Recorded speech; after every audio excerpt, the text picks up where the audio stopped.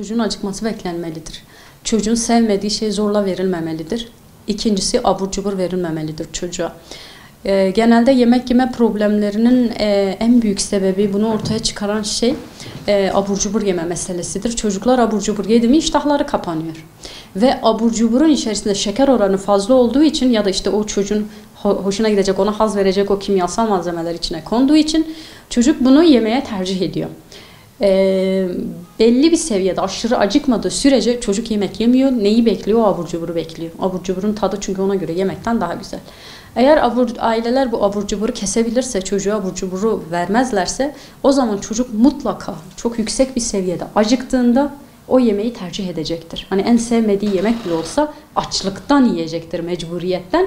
Bizim ailelerimiz biraz bu konuda şey yapmıyor. Çok tedirgin oluyorlar. Ay yemedi, ay aç kaldı, karnı ağrıyacak, hastalanacak, vücuduna vitamin girmedi diye böyle bir telaşlanıyorlar. Sonra çocuk hiçbir şekilde yemek yemeyince bari açlıktan çocuğa bir şey olmasın deyip abur cuburu verebiliyorlar. Hani madem yemiyor. Bunu yapmamaları gerekiyor. Bir dayanmaları gerekiyor. Hiçbir çocuk bir gün içerisinde açlıktan ölmez yani. O çocuğun böyle çok ileri seviyede acıkıp da tamam anne yeter artık bana hani yiyeceğim şeyi getir.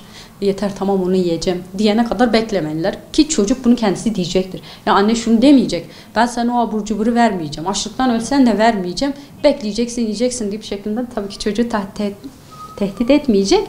Çocuğa diyecek işte yemek hazır, yemek yiyeceğiz. Çocuk yok yemeyeceğim dedi. Sen bilirsin acıktığında bana söyle.